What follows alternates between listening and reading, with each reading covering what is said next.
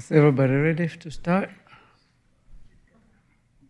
I call this April 3rd Planning Commission meeting to order. We have one item on the agenda. The first one, the Empire Communities has been deferred by the applicant until August the 7th. So the only item we have here is MP-25-03, CLP-25-01, Portman Holdings. Before we consider it, what would the board like to do with the minutes for their last meeting, February 6th?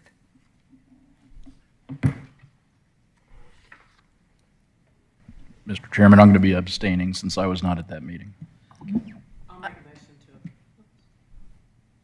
I'll make a motion to approve the minutes. I'll second. Motion is made, properly seconded. All in favor, please raise your right hand. Motion carries. This item, if forwarded to council, will be heard on April the 28th. So whatever decision we make here tonight is forwarded to City Council to make the final decision.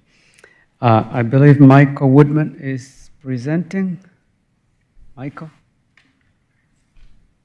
You have a very big binder tonight. And thank you for joining us, everybody.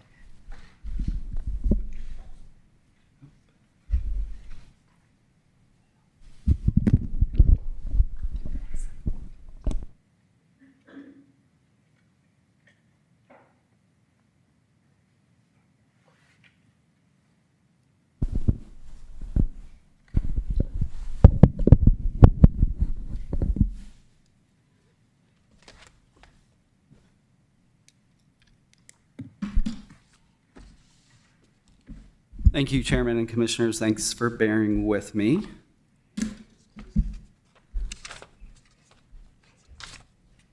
All right.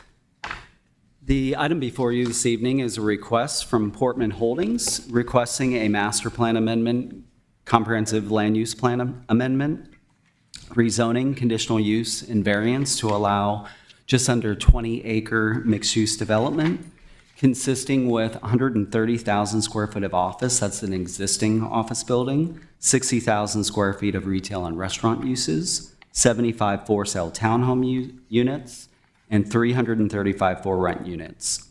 Master plan amendment is requested to amend Pod A of the Brookside Master Plan to allow the proposed development mix and to establish mixed-use development regulations.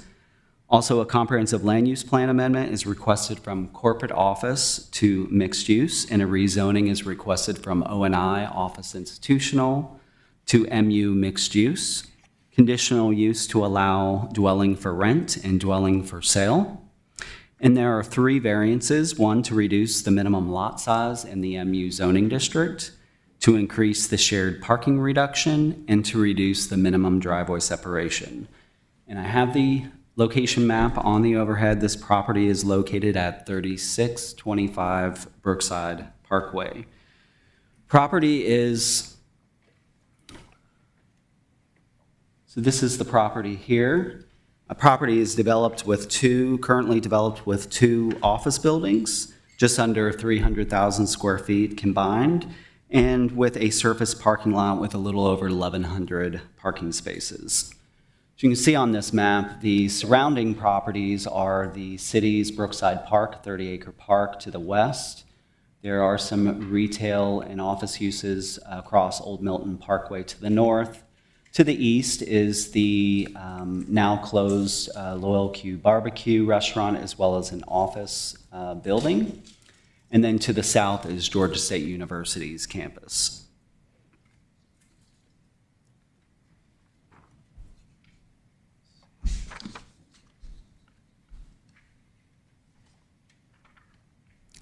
The Brookside Master Plan was approved in 1997 as an office park with retail nodes along Old Milton Parkway. And Pod A specifically, which represents the blue area here, the subject property sitting approximately in this location. Pod A represents about 84 acres of that 155-acre master plan. When we updated the comprehensive plan in 2021, and that's the 2040 comprehensive plan, the community identified the area east of 400 along Old Milton Parkway and the Brookside area as a priority area in need of redevelopment.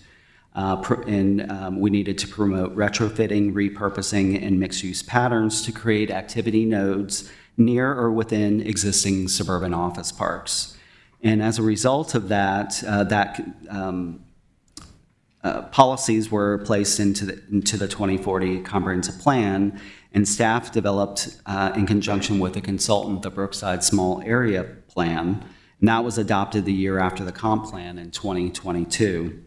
That plan's vision reimagines this Brookside suburban office park as a walkable, connected environment, and to reposition the area, which has one of the higher office vacancy rates in the city.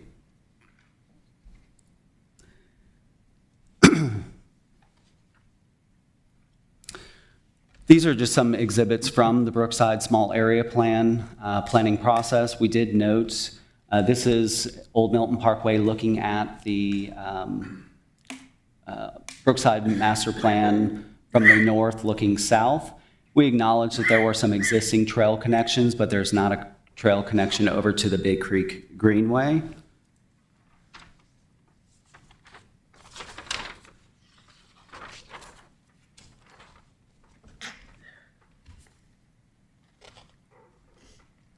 And then also connecting over to the Brookside, 30-acre Brookside Parkway, connecting those trails within the Brookside plan. And I show you this because the applicant is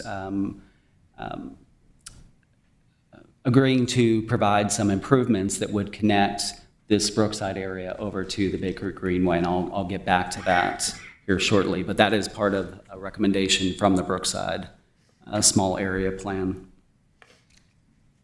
As I mentioned, the applicant had 3 variance requests. The first to reduce the minimum lot size in the MU zoning district from 25 acres to 19.68 acres. We do note that this property is part of a larger master plan in an 84-acre Pod A. And we have had some mixed-use developments that have had similar variances to reduce minimum lot size.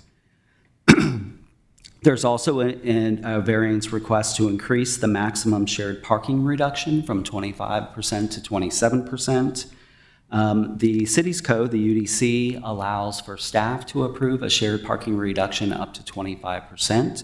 So this variance is actually is to increase that parking reduction by 2%. We have had shared parking reductions approved at several mixed-use developments throughout the city, including here at City Center, Lakeview Park, Avalon, Continuum, to name a few. The Gathering mixed-use development did not share parking, but they got a parking variance, and I believe their parking variance was close to 30% reduction at the Gathering, which is at the corner of Morrison and Haynes. And then the third variance is to reduce the driveway separation between curb cuts along the 2 curb cuts on Brookside Parkway. The 2 existing curb cuts that are there today are already legal nonconforming with the minimum 300-foot separation, and the applicant is making small adjustments to the location of those 2 driveways, so that is the reason for the variance in that particular case. There was a 4th variance to reduce the landscape strip along Old Milton Parkway. The applicant was able to pull that variance out and meet the minimum requirement of 20-foot landscape strip along Brookside Parkway. So we'll get to the applicant's site plan here. So this is the applicant's proposed redevelopment of this property. There are 2 office buildings on the property today, the northern office building and the southern office building. The northern office building will be demolished and removed from the plan. The southern office building will be saved, and ground floor space of the existing office building will be converted to commercial use in order to take advantage of this existing amphitheater down to the side of the office building here. In place of the northern office building, there is a 335-unit for-rent building. with active retail, office, and amenities for the for rent building along a new storefront street coming off of Old Milton Parkway. The pink areas here represent retail and restaurant uses in a village at the center of the development, which at the very center of the development has a new roundabout. And then at the south end of the development are 75 for-sale townhomes. The for rent building is a 5-story building wrapping a 6-level parking deck. And then the 75 townhomes, they are proposed to be 4 stories. They are 22-foot wide townhomes. They are rear-loaded townhomes fronting on a series of linear open spaces or muses. As I mentioned, they do have meet the 20-foot landscape strip requirement along Old Milton Parkway. There is no proposed changes to the existing 5-foot sidewalk along Old Milton Parkway, except for where the applicant is going to be required from GDOT to do this decel lane into the development. They have moved the existing 5-foot sidewalk out from the property in order to accommodate the full 20-foot of planting area for the landscape strip.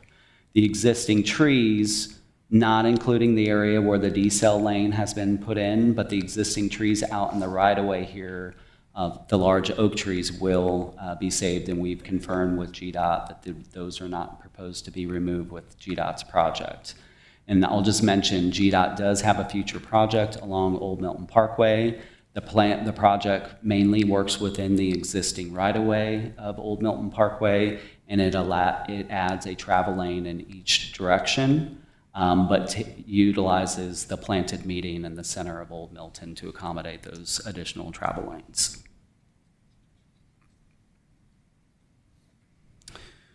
The existing sidewalk along Brookside Parkway is shown to remain. It's an existing 5-foot sidewalk, but we are working with a consultant right now for a road diet along Brookside Parkway.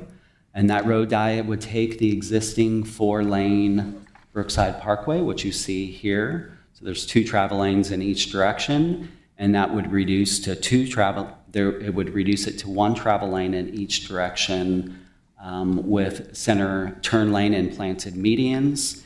It would expand the sidewalk on one side of the street to, I can't remember if it was 6 or 8 feet.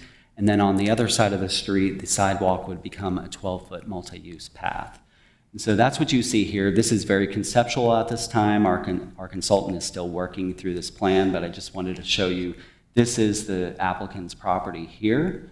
So again, this conceptual road diet for Brookside Parkway would work within the existing right-of-way of Brookside Parkway. And that multi-use trail most likely will be on the applicant's side of Brookside Parkway.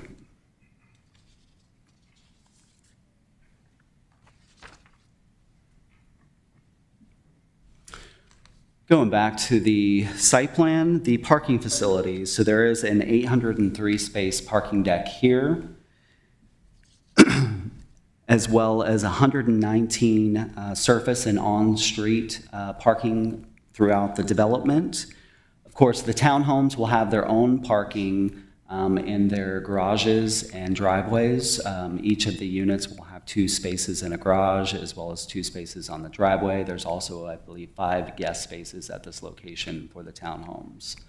The shared parking study that's been submitted by the applicant requesting a 27% reduction represents the office, retail and restaurant, and for rent uses sharing parking. Basically, the study is showing that there is going to be a peak parking demand of 922 parking spaces on weekdays, 909 during weekends, and the applicant, when you reduce the 300 parking spaces at the townhomes, you are left with 974 parking spaces, which gives the development a surplus of parking spaces. The applicant is here to discuss that parking study in more detail, but we have reviewed the applicant's parking study, and we do concur with the recommendations in the parking study.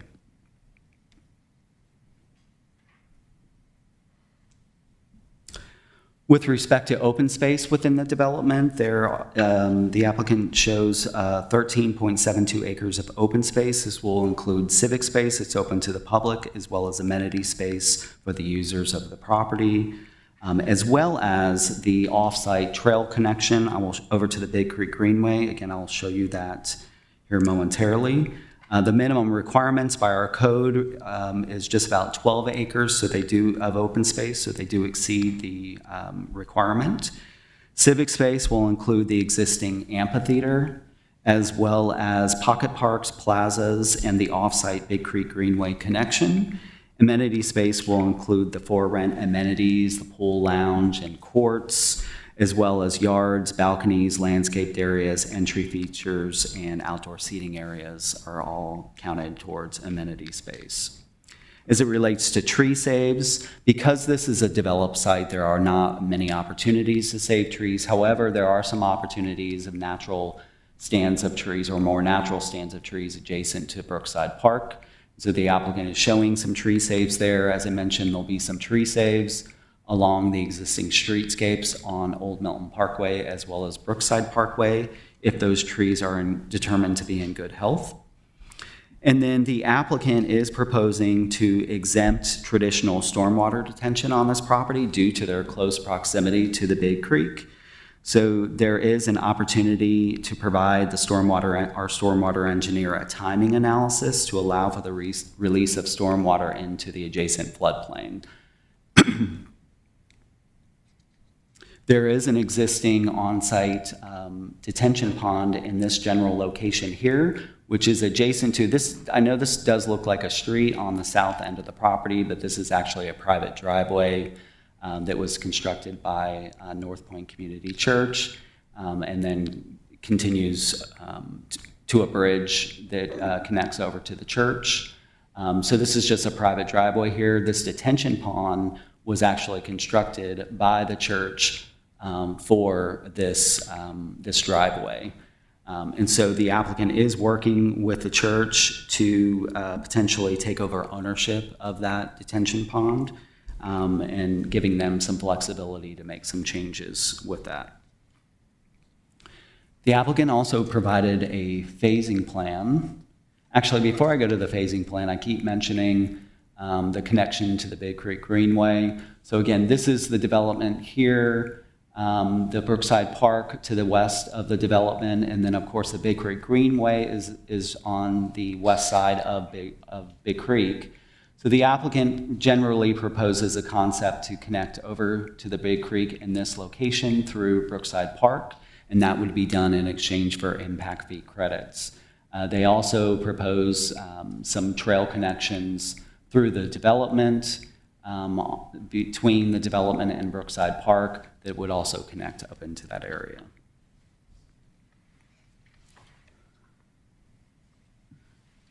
This is the applicant's phasing plan. They just proposed 2 phases of development. In the first phase, everything you see on the northern portion of the development, the for rent, retail buildings, conversion of the ground floor space of the existing office building would all be done in phase 1, and then phase 2 would represent the for sale townhomes.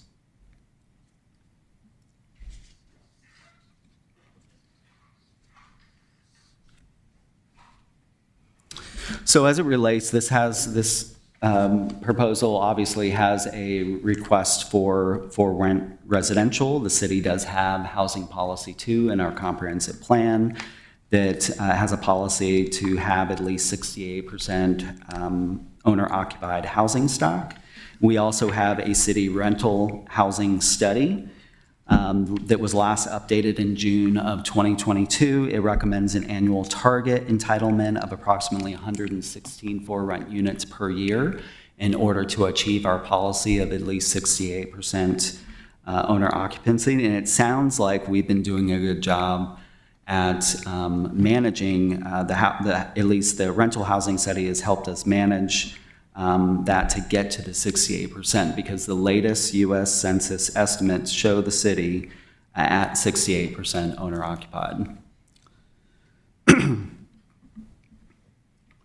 So we looked at this, the suggestion from the rental study of no more than 116 rental units per year, which again was updated in 2022, so projecting out 116 units per year starting in 2022, and acknowledging that we have a rental unit entitlement at Continuum Development of 280 units. Those are entitled in year 2026. We found that we would be able to support a certificate of occupancy for 335 rental units in the year January 1st, 2027. So in the recommendation, you'll see a tie to that date. As I mentioned before, the applicant is asking for 335 rental units. They are a mix of 1, 2, and 3 bedroom units, but the 1 and 2 bedroom units will make up 95% of the units. I may or may not have mentioned this development trigger based on the scope of the project did trigger a review by the state as a development of regional impact. As part of that process, the state solicits review of the project from regional partners, including the Atlanta Regional Commission, GDOT, Georgia Regional Transportation Authority, or GRETA, as well as adjacent communities. As part of that process, it's heavily focused on traffic, transportation, and a traffic study was commissioned and reviewed. The final notice of decision by GRETA agreed with the applicant's traffic study recommendations, requiring improvements to the 3 site driveways. And those improvements would yield an acceptable level of service at all site access driveways in the future scenario with this development of this project. Before I get into the review criteria for the applicant's request, I just wanted to show you a few more exhibits that were provided by the applicant. I will let I don't want to take away from the applicant's presentation, so I'll let them really talk about the building design and the theme for the development. But just to show you some of the renderings that were provided by the applicant.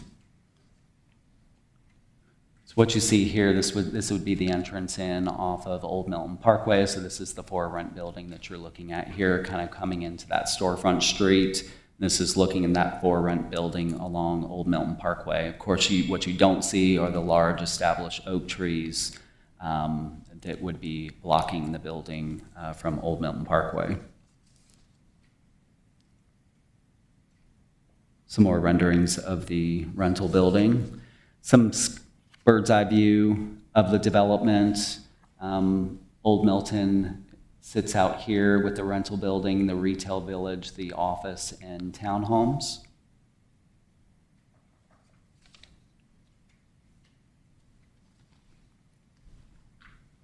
And then the applicant provided quite a bit of detail within the application, and this is just a exhibit that they provided acknowledging locations for things like amenities throughout the development, like fire pits, public art, murals, just various amenities that they're proposing to provide within the development, seating areas.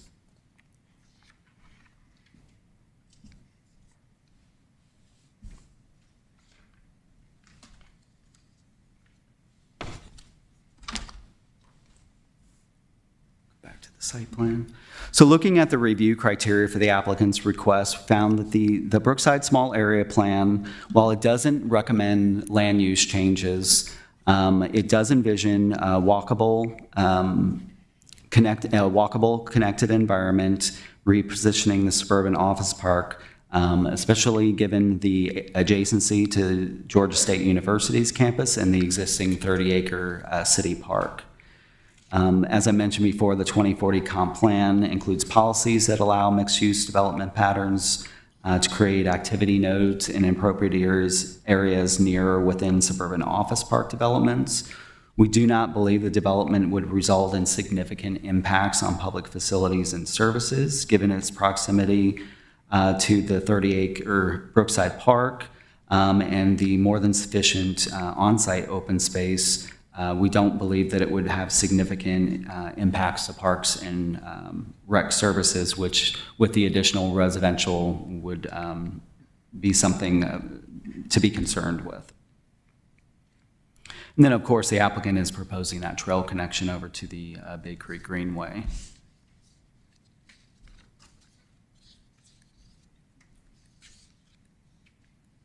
We believe this mixed-use development would complement surrounding properties.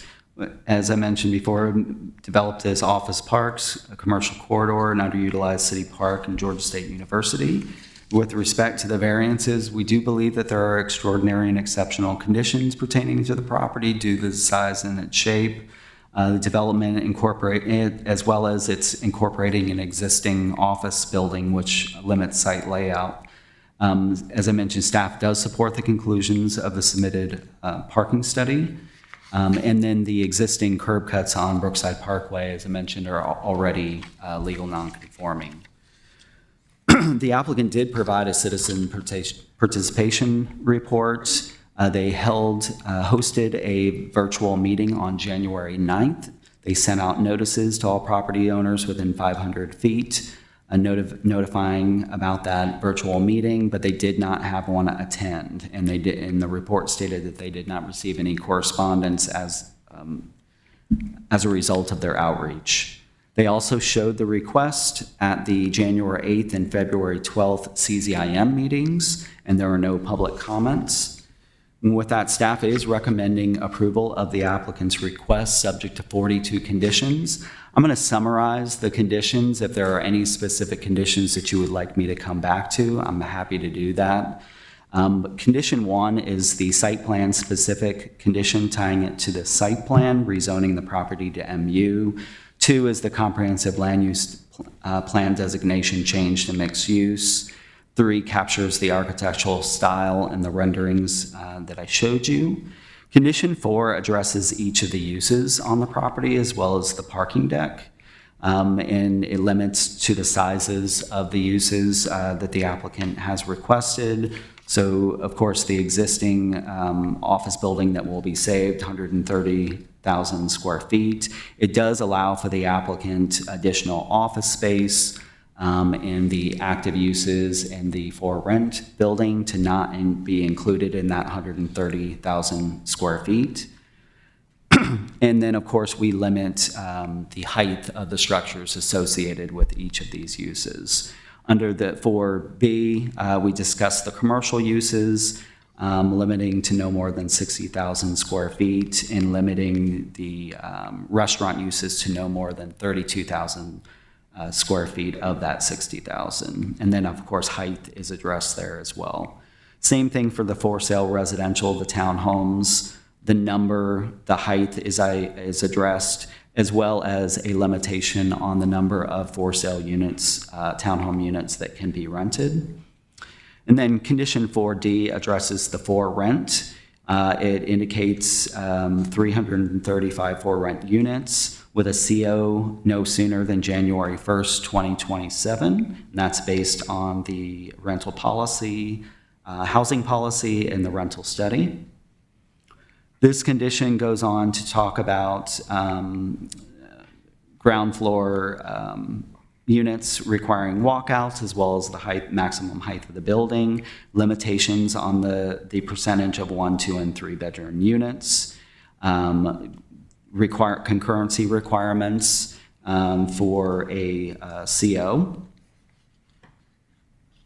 requirements for particular amenities related to the for rent building, and then the final sentence includes a requirement that the building permit, if the building permit is not issued by April 28th, 2028, which would be 3 years from a potential approval of this by council, that the residential unit shall revert to for sale only.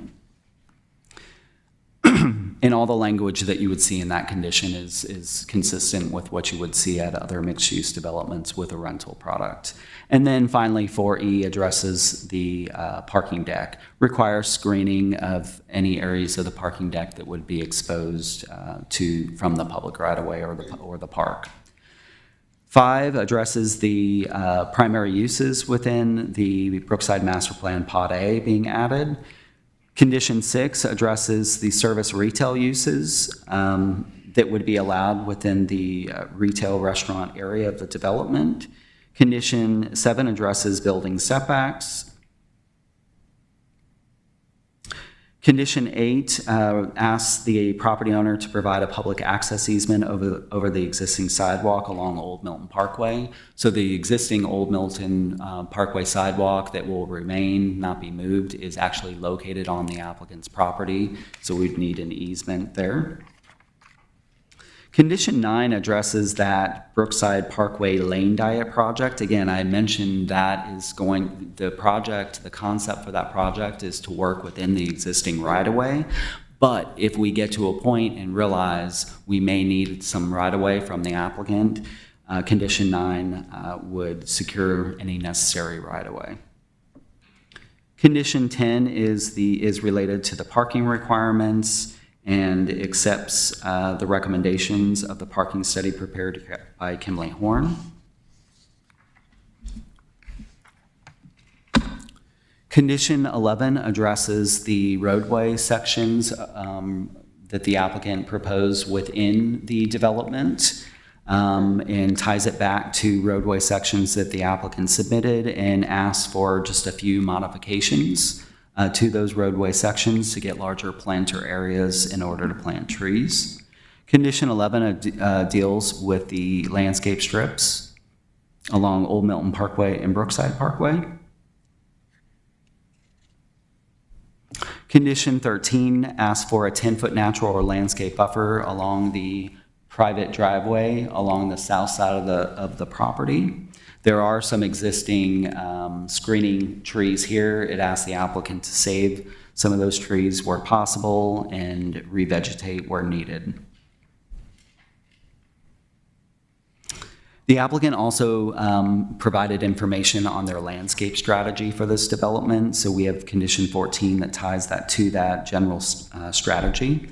With final approval by DRB, any final approval regarding the landscaping or building design will be conditioned for final approval to Design Review Board. Condition 15 addresses the retail storefront streets as it relates to landscaping. Condition 16 requests a screening of surface parking from the public right-of-ways. 17 addresses parking lot tree islands. Condition 18 requires that healthy trees be saved adjacent to Brookside Park. Condition 19 is the open space condition. 20 requiring at-grade pedestrian and bicycle connections throughout the development. 21 addresses detention facilities that are visible from the public right-of-way. 22 relates to runoff reduction and water quality treatment and having decorative or aesthetic nature. 23 addresses the two main entrances off of Old Milton Parkway and Brookside Parkway. That would be this entrance and this entrance, requiring green space and entrance monumentation. Condition number 24 encourages the developer to work with the Brookside Association, and that would be to improve the corner here. That is an offsite, so it is a recommendation to work with that group. So there is a sign and planting easement out front of the bank. This is Touchmark Bank here at the corner. But the Brookside Association that manages the office park does have an easement in this area, and so we've encouraged the applicant to work with them to beautify that area. Condition 25 ties the amenities that were shown in that last plan that I showed you, the site amenities with murals and sculptures, public art. So it ties it to that plan. Final approval of any original art, sculptures, goes to the Cultural Arts Commission. And then we have triggers for when those requirements are needed, so completion at certain COs. Condition number 26 addresses parking decks and retaining walls and requires aesthetic improvements if they're visible from the road. 27 addresses site amenities like bicycle racks, benches, trash receptacles, crosswalks. Also requiring the existing MARTA bus shelter, which is approximately located in this general area on this kind of south end of Brookside, south end of the development, that existing bus shelter be replaced. Condition 28 deals with the connection over to the Big Creek Greenway and provides impact fee credits for that improvement. That is a very conceptual project at this point. There's no design for it. The applicant, this development is anticipated to generate some impact fee with it, and we believe that it should be sufficient for this project. That we don't know that for sure, so there's been some language added built into that condition to address that condition. 29 deals with back-of-house functions such as loading trash utilities requiring screening. Condition 30 requires minimum 1 rooftop amenity and requires outdoor dining areas with any restaurants. Condition 31 through 35 really are related to the land disturbance permit process, kind of just tracking the overall as new LDPs or land disturbance permits come in for this development, requiring that certain things be addressed. Requires these conditions, if approved, to be placed on the LDP as well. And then conditions 36 through 42 are the Greta Notice of Decision conditions. These are the same recommendations that are recommended by the applicant's traffic study. Greta, during the state's review, they agreed with the recommendations of the applicant's traffic study. And so 36 through 42 represent those conditions. And those are various pedestrian, bicycle, and transit facility conditions, roadway improvements, and then the 3 site driveways. And that concludes the presentation. If you have any questions, I'd be happy to answer those. Thank you, Michael. That was a lot, and it was very comprehensive. We appreciate you going through it. Does anyone have any questions for Michael? I do. Okay. Michael, you had mentioned that policy, recognizing it's a policy and not an ordinance, of 116 rentals approved per year. And if in 2027 you approve 335, that's almost 3 years worth of rentals. So that puts you out to 2029 before you would be approving any more. Am I understanding that correctly? So the recommendation in the rental study of 116 rental units per year that's not the policy that's in the comp plan. I just want to clarify that. It's just a suggestion from the rental study in order to get to the 68% owner occupied that is a policy in the comp plan. So what we did here is that housing study was updated in 2021, and the suggestion is no more than 116 per year. So starting in 2022, we added 116 in an inventory of rental units per year. In year 2026, 280 units come out for the continuum development. And then in 2027, the balance of 116 per year between the years 2022 to 2027 minus the 280 from continuum leaves enough to recommend a CO for the applicant's request of 335 in 2027.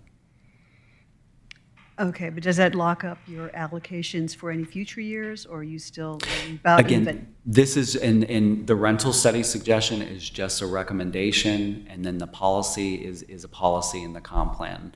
There are many policies there that, while I wouldn't say that it locks it up, but I think there is some flexibility in the comprehensive plan that if we did get another rental request down the road for rental, I don't think we're tied to having to meet that policy if there's other benefits to the city There could be other policies, competing policies within the comp plan that could potentially be more important than that policy, if that makes sense.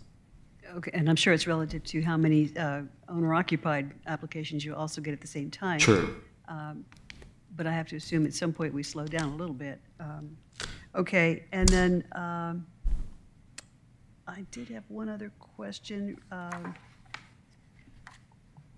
If we're reclaiming some impervious surface, meaning some of the parking lot that's there right now goes away, so there'd be some additional green space, do we know whether we have an additional siltation issue?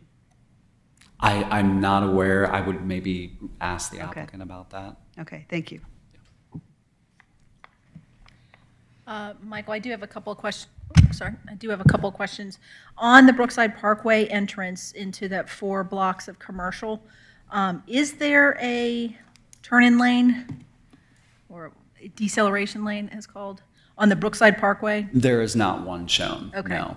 And then the other question I have is, and just to clarify, this little road in the townhome community that connects, block to the left to the middle, that's just a fire access, or what is that? Is this what you're referring to, Commissioner, right here? Yes, Sorry that about one along the private drive. Yeah. Yeah, so they made this connection. These are alleys, feeding these these rear-loaded townhomes. This connection is made for fire access. Okay. So it's not a through road, generally. I would defer to the applicant to address that question. I don't want to misspeak on that. Michael, I just got a quick question. When you were talking about stormwater management, I didn't catch exactly what you said. I think you used you're referring to the applicant, and I think you used the term exemption or exclusion. Could you just repeat that sentence or two for me? Yeah, and I have to admit, I talked to our stormwater engineer about this because this was a little bit new to me as well. But because this property is positioned so close to Big Creek in an existing floodplain, there's an exemption that's allowed within our code because they are so close to it, so that they don't have to do traditional detention of water on their site. They can do what's called a timing analysis, and I don't know how to necessarily explain the details of that, and our stormwater engineer was not available for tonight's meeting. But basically, there's an exemption to provide a timing analysis for review by our stormwater engineer. It would allow for a discharge of the stormwater into this adjacent floodplain, and then it's treated there before it goes into the creek. But other local and state regulations around pervious pavers and things like that, would that come into play? Certainly, they could use, pervious pavers to enhance their stormwater. They still have to address runoff reduction and water quality within the development. Okay. The condition that kind of talks about how they do that and really promotes things like rain gardens, some things that are more decorative means of addressing runoff reduction. So that at a high level, that overarching, I don't know if it's a law or a guideline where they can't have runoff greater than what exists today after their development is done. They're held to that? Sure. Thank you. Michael, when you said they had a notice to within 500 feet of the development for an open meeting, no one attended? No one attended the virtual It's meeting. not surprising, sir. I mean, no one lives there within 500 feet. We're talking about 332 apartments that will affect subdivisions that are close to 1,000 homes that maybe be a half a mile from there. So it's obvious. Not to mention that there's a low occupancy in that area. I'm not even sure that they probably made it to Andy's across the street at 500 feet. Is that correct? So the minimum requirement for noticing is 500 feet. So they met the minimum. They met That's good. our minimum, but we also did show this on our website. It's been advertised in the newspaper. We've shown it at 2 CZIMs, not just one, but 2. And then Kathy and I have also reached out to some of the adjacent neighborhoods. I know that we had a conversation with Glen Abbey.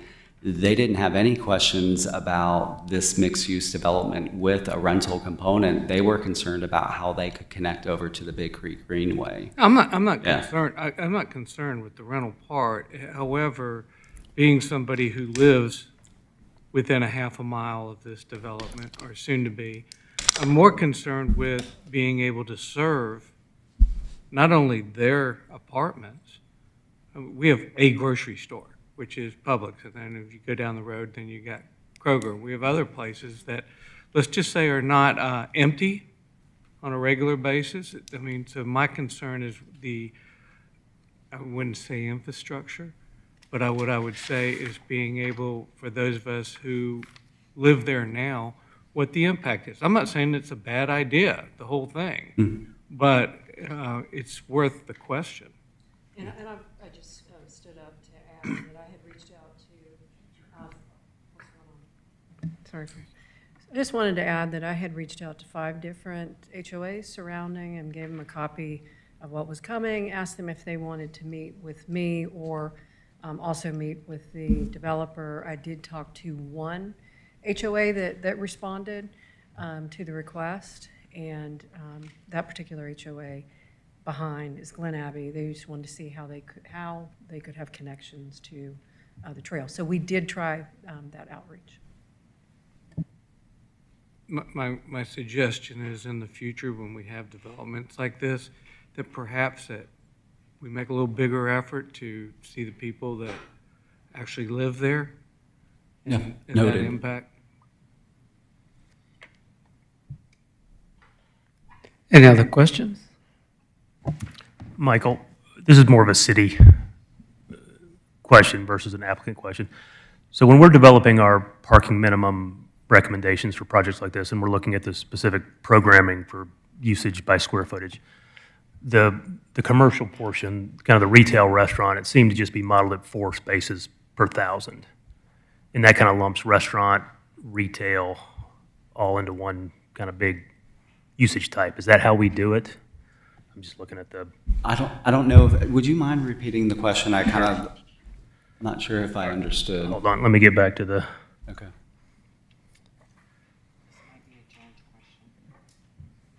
Are you referring to any specifically in the shared parking study? No, it's not their ULI, it's our internal purposes. So I'm on page 8, or it's actually page 33 of our report, where it shows required versus provided parking.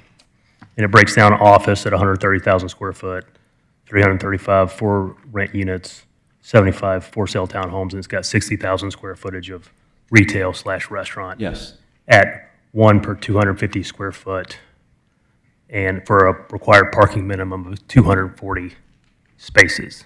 Is that our standard minimum requirement for? For retail restaurant, is yeah. that what you were looking for? Yeah, yeah. So within a retail development, a retail restaurant development, if it was just restaurant by itself, it would be 1 per 100. But if within restaurant, within a retail development, is done, I believe it was 1 per 200 or 1 per 250. I think it's 1 per 250 for retail development over 50,000 square feet. Okay. So I believe I believe they had the correct parking rate in there. Well, in their ULI, they get way more specific where they actually break down. I just was curious if within our minimums, that's how we look at it. Yes, For grouped, okay. Sorry about that. No, I should have been apologize. more clear. Yeah. All right. If there are no further questions, we ask the applicant to come forward and make a presentation.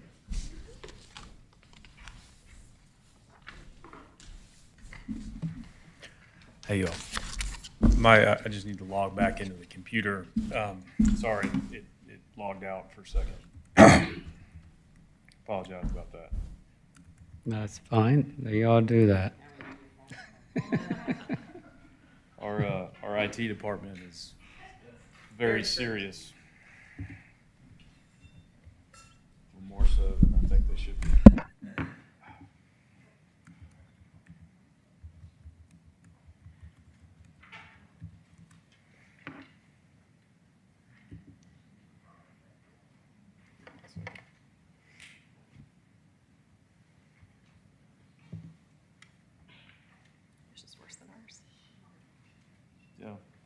introduce you to the IT guy one day.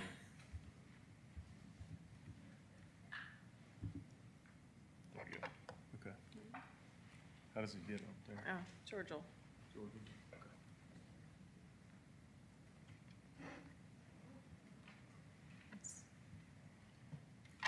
Make sure I know how to advance it. There we go. All right. We're in business. All right. Good evening, Chairman, Good members evening. of the Commission. My name is Jessica Hill. My business address is 600 Peachtree Street, and I represent Portman Holdings. Mike Green is going to talk to you in a little bit about much more exciting things than I'm going to talk about, but I'm going to walk you through some of the technical aspects and why we're asking for some of the items.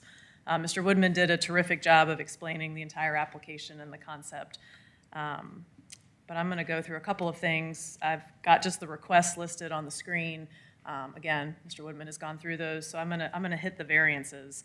The first variance with respect to reducing the acreage from 25 acres to just over 19, we think that the size of the site and the mix of uses that we have are appropriate for this area, particularly given the proximity of the park, the adjacency to Georgia State. We think that an MU district is a great fit for this location. With respect to reducing the minimum distance requirement on the curb cuts, as mentioned, there are 2 existing non-conforming curb cuts on Brookside Parkway. We are moving them slightly, but we just asked for the relief to be able to provide those same 2 curb cuts. If you remember, let me see if I have a site plan next. Nope. If you remember from the site plan, we have 1 curb cut off of Brookside Parkway that leads you into the retail village, and we have a second curb cut that leads you into the townhomes. While they do provide interparcel connectivity, you can circulate through all of them, we want to have an entrance for the townhomes to the south so they don't have to go through the retail village. And to answer the question that was raised earlier of Mr. Woodman, the loop road at the bottom of the townhomes is a fire access, so it will not be a loop that you can traverse to circulate around. Something I think we may be talking a lot about, the increase in the shared parking reduction from 25% to 27%. We have our parking consultant, Jeffrey Elzey, with Kimley Horn here tonight, and so he can answer more detailed questions.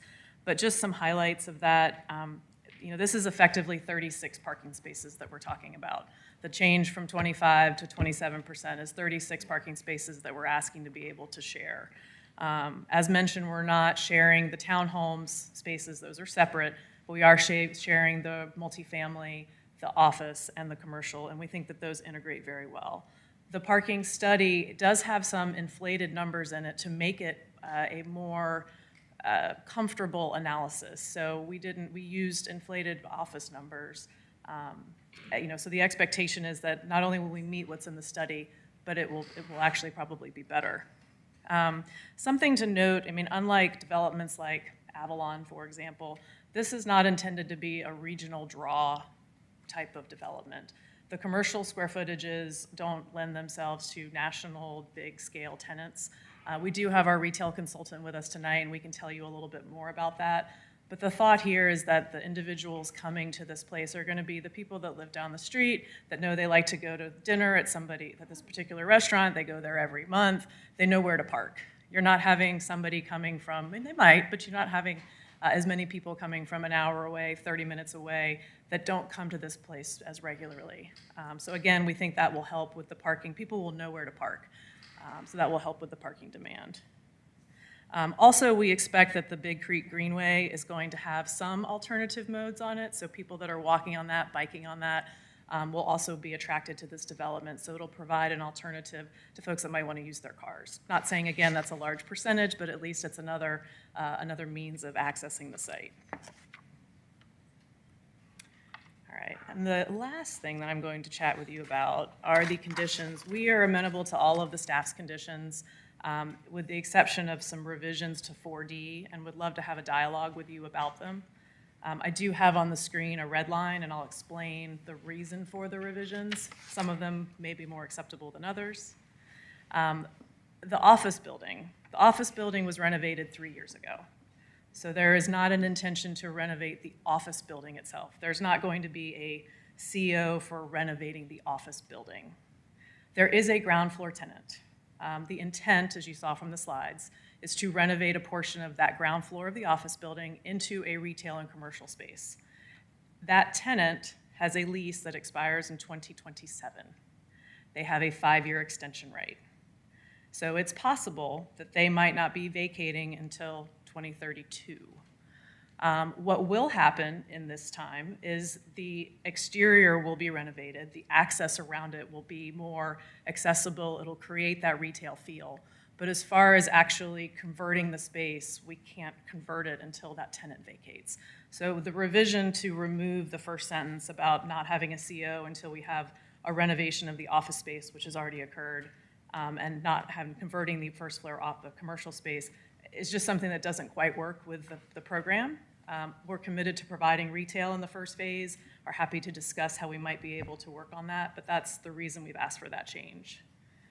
The second change in the condition about a minimum, we've deleted a minimum of 130,000 square feet. There's another condition that requires a maximum of 130,000 square feet, so it seems like to lock you into having exactly 130,000 square feet of office. So to accomplish the same goal, I've suggested revising that reference to just reference having a 5-story office building. That's what's there today. The intent is to keep it, but just trying to make sure we don't unintentionally end up in a situation. And then the last request, and again, would love your feedback on this, is we've asked for a deletion of the conversion to a for-sale product by April 28th, 2028. That's 3 years after the approval. We understand that is a common condition. We would love, given the markets, to have some flexibility in that, whether it's a longer period. But again, would love to hear your feedback on that. So with that, I'm going to introduce Mike Green with Portman Holdings, and he is going to walk you through the project. Hello, everyone. Hello. Thank you for having us. I really appreciate it. Thank you for letting me be here and present this project and have the chance to work in Alpharetta. I'd like to introduce you all to the team. As Jessica said, I'm Mike Green. I'm with Portman. I'm joined here by 2 other Portman employees. So the gentleman there on the left is Dotan. Dotan is our head of retail. So we develop all of these elements that are in this project directly ourselves, except for the townhomes. We haven't quite developed that skill for ourselves just yet. But unlike some of the other developers around where they may be interested in acquiring the office building, but they're looking to sell the multifamily at the highest price they can, that's not our situation. Like we are intending to develop all aspects of the retail, the multifamily, and the office positioning to benefit from basically our hard work in creating a special place. So Dotan's a key person in that execution because Dotan is the head of retail. He's primary relationship driven as far as the restaurants and the other retailers nationally and both locally. James is one of our development associates, and he works with me on this project. He helped with the underwriting of the office building. We also have with us Anna and Steven. Anna is with Kimley Horn. Anna performed the traffic study analysis and the DRI, and she leads that process for Kimley Horn. So most of the interactions between Greta and ARC, Anna was kind of the lead person in the study. Steven is with the Knoll Group, and I really hope y'all ask them a lot of questions about their different aspects of what they did. Knoll Group studied the market dynamics of the multifamily, the appropriate target audience that we should go for in this particular location, the right unit mix to achieve that target audience, the right retail mix that would be attractive to that target audience and attractive to the immediately surrounding areas. They also studied the sizing options for the townhomes. Like, we don't develop townhomes directly, but in order to put this project together, we had to get very educated on the appropriate way to place them on the site and the certain specific conditions in Alpharetta that apply not necessarily in other cities. Driveway lengths, some issues with the county related to the underground water. There's all sorts of little kind of things that you learn along the way that you have to make sure that you get right before we show up in front of y'all. They also studied the market dynamics for the retail as far as distances for critical grocery stores, drugstores, different critical elements and support services, which ones we can attract to our development, what's missing in the market, making sure we don't cannibalize other successful developments in Alpharetta. And so being smart about how we target exactly what's going to make a healthy mix of retailers in this property. So Stephen is here. They did a very lengthy report. It also includes a great deal of just general information about Alpharetta, and I'm happy to provide that for you guys after the fact if you want to dive into it and just read all the different aspects of the housing stock and where it's going, where it's been, what's selling, what's not. Happy to provide that. Kush Patel is with the civil engineering firm, so some of those questions related to the stormwater management and the hydrology report related to the floodplain, Kush can help answer some of those for us. Eric is also with Kimley Horn. Eric is on the planning team, and so when we very first started, before we had any architecture or any plans, we started from the planning. Now, Eric helped out on the small area plan for the city, so we thought it'd be prudent, since we were going to be working in the small area plan, is to benefit from his great knowledge in working with the citizens of Alpharetta to make sure that we put together something that kind of fit into that overall plan. You've already met Jessica. And Jeffrey. Jeffrey ran the shared parking study, from which I understand there are many questions. We've done several shared parking developments in our past, and so we're a little bit more familiar with it. So I look forward to answering those. So please, as we go along, ask these folks. Some people that couldn't be here tonight, SKI, the architecture firm, is based out of DC. Toygan, who's the lead architect, is out with his family on spring break, so he's not here tonight. And then Square Feet Studio will do the interior design, which I felt like would be putting the cart before the horse a little bit. So they're not here tonight. But that's the intention, is to work with Square Feet Studio. Not to belabor this, but I just wanted to hit on our company, because this is really the first time that we have ventured far away from the central city. In fact, I think the farthest was back in the late 80s when Mr. Portman developed North Park in Sandy Springs. It's not the first time that we've gone away from a central city. It's just the first time we've been away from Atlanta as a central city. So Mr. Portman started the firm back in the late 50s. He had a monumental career all around the world. He's known for being an architect and a developer together. Here in Atlanta, he started and owned the America's Marts for a very long period of time. His career and the building that you see is very representative of kind of what Mr. Portman did during his leadership of the company and what we were generally known for, which is kind of why I'm addressing this. Big, glassy hotels and office buildings. That's not who we are necessarily anymore. We still do some big, glossy office buildings and things like that in various cities around the United States. But we have a strategic company goal to create places of meeting with lower density, but mixes of uses. So see, these are some of the example projects that we've executed just recently. The one on the left is in Nashville. It's in the left field of the local AAA baseball stadium. The one in the middle is one I did personally. It's along the Atlanta Beltline. It's a small office building of about 130,000 square feet with a big open porch on the ground floor for retail and kind of welcoming the community onto it. The one on the bottom is a converted mill and associated apartments that we did just outside of Charlotte. And the two on the right are also of that same project, showing the apartment execution next to the mill. So this is a major initiative for us to continue to work in fantastic communities like y'all to create these types of high-touch, high-feel properties that don't lose the quality aspect that we've been known for since Mr. Portman founded the company so long ago.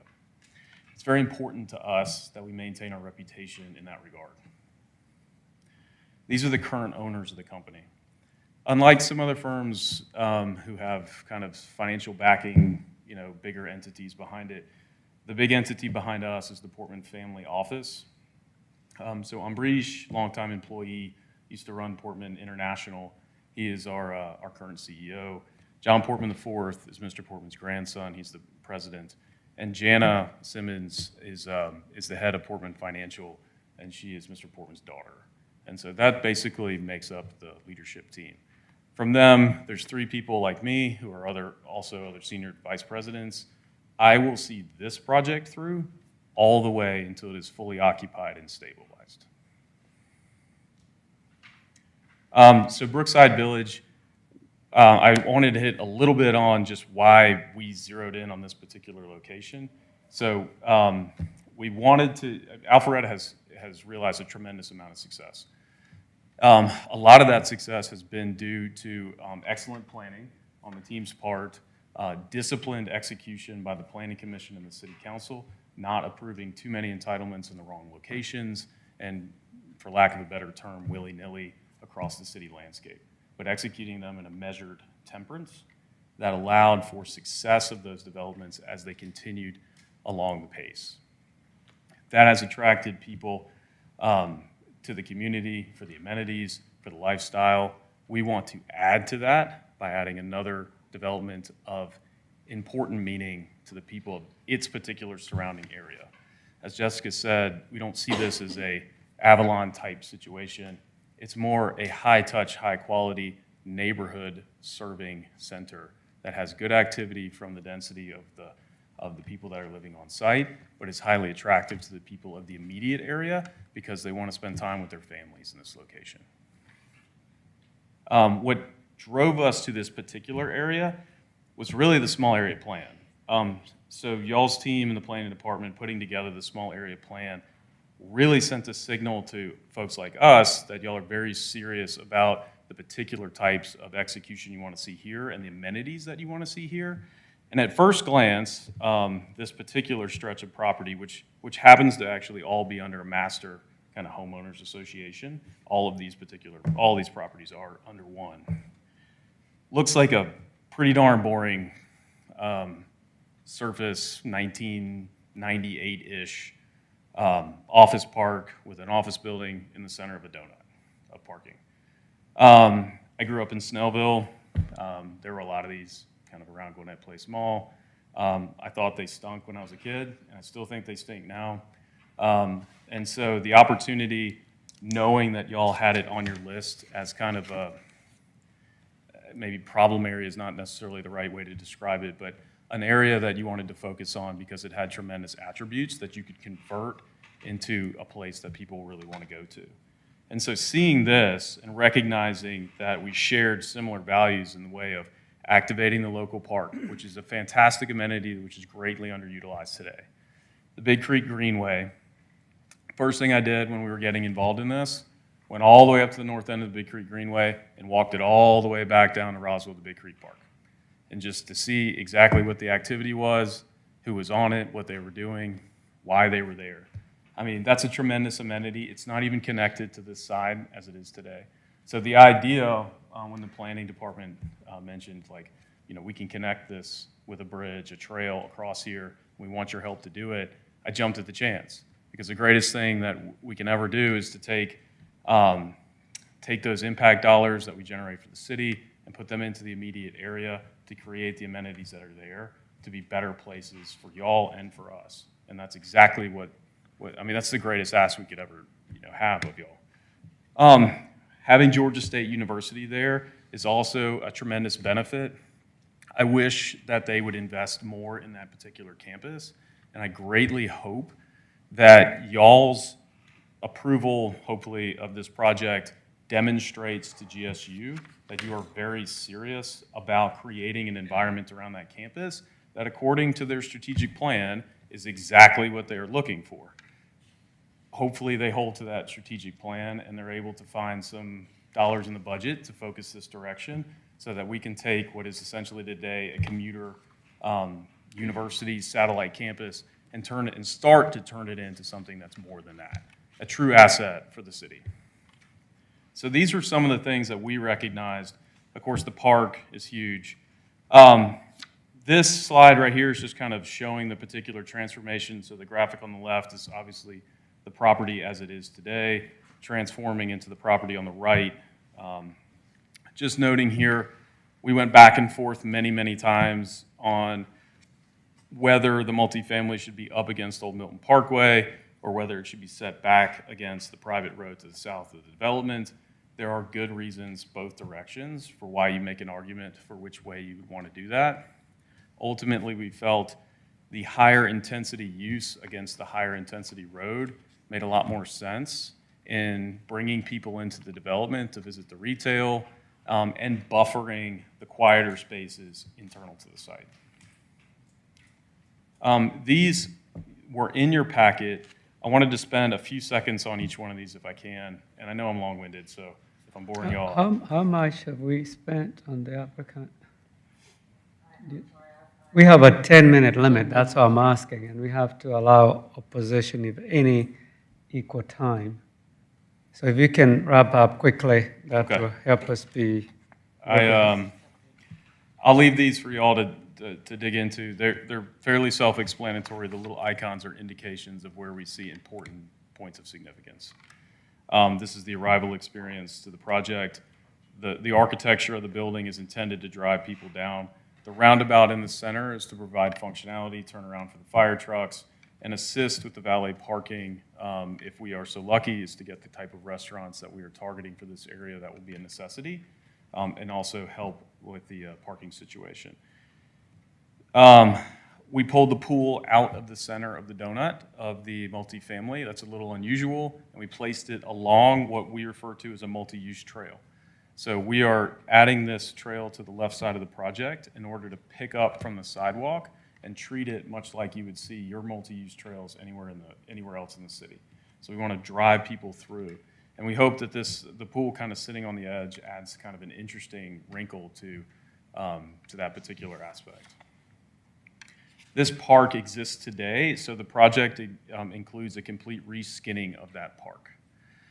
Additionally, the little oval at the bottom, it's hard to tell in case you haven't been over there. It's set up like a little amphitheater.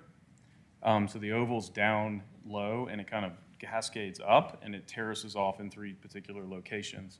So what we'd like to do is essentially set up a situation where each of the entities feed into an account that provides activation for this and hold like little events down there for people to come and drive activity to the retail and for the residents to enjoy. The townhomes I'm going to leave for right now. These are some of the renderings that y'all had seen before. This is the main entrance. We added that particular signage and the overbuild of the steel exoskeleton to kind of bring people into the site. It was one of the requests from some of the folks we discussed with at the city, is that there is a mental marker for people on the road to kind of drive them in. The retail village, some teaser parking, most of the parking is included in the parking deck. The pool, the ground level, giving you a general sense and feel for the restaurant execution, or the retail execution, excuse me. On the left there, I'd like to point out, that is the office building, and that is the awning and how we intend to engage the outside of the office building so it feels like it's part of the retail.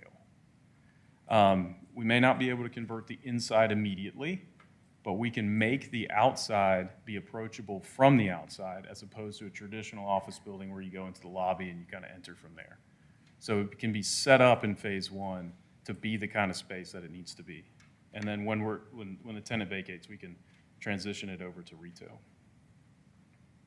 So I will, I know I ran long on time, but I will leave it at that. Thank you for allowing me to go a little long. So that was about 25 minutes, just letting you know. Or a lot long. Oh. All right. It was good. Thank you. It was very good. You did a good job and got a much better understanding, and the graphics are excellent. A picture is worth 1,000 words. Any questions for the applicant? Mr. Chairman, I have quite a few. First, I noticed that there's a tendency to think of people from this development then using or getting to the Greenway, or I'm sorry, the other way around. But I would expect that you will probably find that there will be some people from the surrounding area who are always looking for cool places to get to the Greenway from. This would be one of them. So how would you accommodate that? People coming from surrounding areas just to get to the Greenway? So the parking deck, the retail portion of the parking deck, is available for folks that want to come and park there, Okay. walk out and go. There's a certain provision for spaces that were contemplated in the conditions. But the parking in general is open for people that visit the project, except for the nested sections for the monthly parkers, which is up at the upper end of the deck, which is normally where your retail or visitor parking hate to go. Usually these decks are empty at the top and people are circling around on surface lots trying to figure out where the parking is. So you're sort of figuring that type of access into your calculation of how much parking you're going to need to accommodate? It's not directly in there. It's more just calculated from the general volume of people that might come visit the project for the retail. We anticipate the volume that would come visit for the retail is kind of seen as a static number, although these uses kind of vary as far as like what's important in the morning, like the gymnasium, like a gym, or in the evening, like a dinner-only restaurant. And so there's generally some additional parking places that exist when that occurs. So I'm certainly hoping that people will come, walk down to the Greenway, to the Big Creek Greenway, enjoy their time there, come back, spend time here, either in the park in the back or at a store, and then leave the development as they wish. But that would be the intention. Okay, next question. Did I understand correctly that you do not yet have a builder identified for the townhomes? We do not, ma'am. Okay, so you'll be auditioning some potential builders, or are you going to completely just not sell that off, but give it away to another interest to run? So we will eventually bring in a partner to execute the townhomes. And when I say partner, I really mean that is because it's our intention to partner with them financially on that aspect of it. We do not, there's a term that we use sometimes in real estate called a bake-off, where it's just kind of you advertise, highest bidder comes and that's what you want. That is definitely not our intention at all, under any circumstances. The quality that they construct the townhomes has to be on par with the quality that we construct the rest of the development.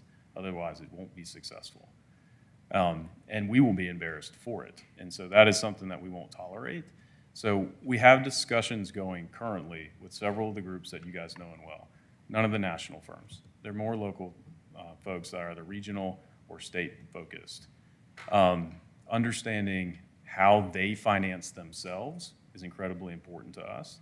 So where their finance dollars come from, how much risk they can absorb.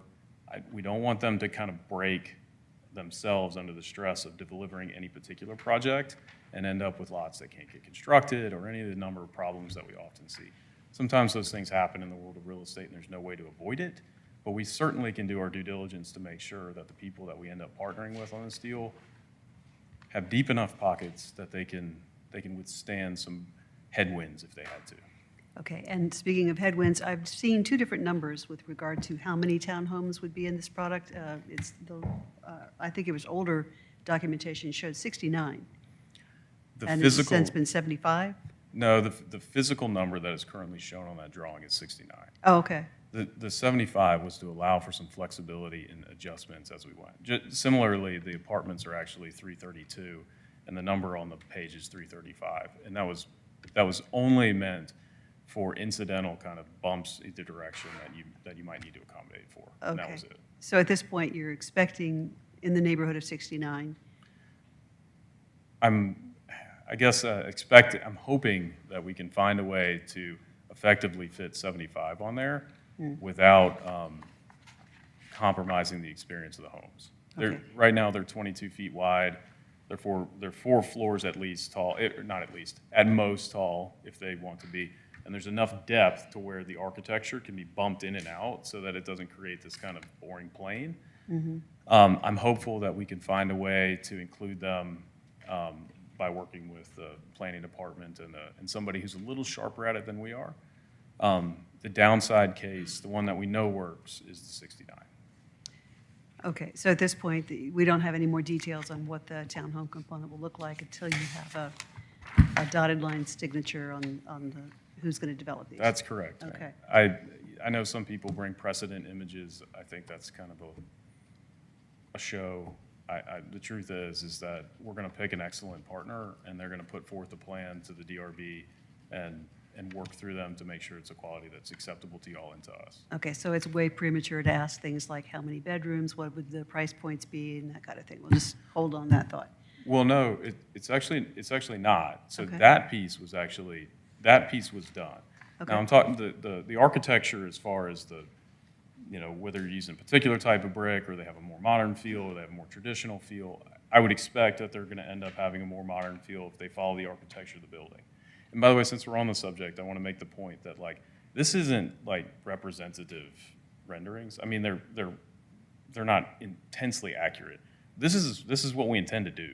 Like, I mean, this is not like I kind of put this together to show y'all like some pretty pictures. This is very much what we intend to extract. So what you might refer to as kind of an industrial chic sort of design. That was in a response to some of the comments that we got along the way that certain folks wanted to see a deviation from some of the traditional style architecture that Alpharetta has in its more established nodes. Of course, it has to be agreed to by the DRB, but so and Stephen can come up here and talk to this more specifically. Their price point recommendation was $800 to $850. That doesn't achieve the attainable housing goals of the city. So the price point that we are discussing with the folks is like $550 to $650. Okay. So that's more where we expect this to be, and that has been very clearly communicated to the folks that we've been talking to. We assume that's adjustable upward with inflation. I hadn't put that much thought in it, but yes, Okay. I mean, there'd be some adjustment to it. And my last point, because I'm dominating your time, is from a traffic perspective. The road that goes from Old Milton Parkway and then through the roundabout, and then eventually you can find your way out. Being familiar with traffic use in this area and the fact that Old Milton Parkway is already under some serious pressure, and there will be construction and it will increase the pressure temporarily, people tend to look for the easy way out and around. Be prepared for the possibility that this road will be abused as any way to get off of Old Milton Parkway and find a way elsewhere. My suggestion would be that where I saw some pedestrian crosswalks, I did not see in the artistic renderings that those appeared to be flat as opposed to a raised crosswalk. Okay. I did see pedestrian haven, which is nice, would also encourage things like neck downs or chicanes, anything you can do from a traffic calming perspective that would protect your pedestrian clients and basically discourage the type of traffic that I'm afraid of. I think your concern is well-founded. I could see that very easily happening, or people making the attempt, for sure. Okay, to thank cut you. through and go through it.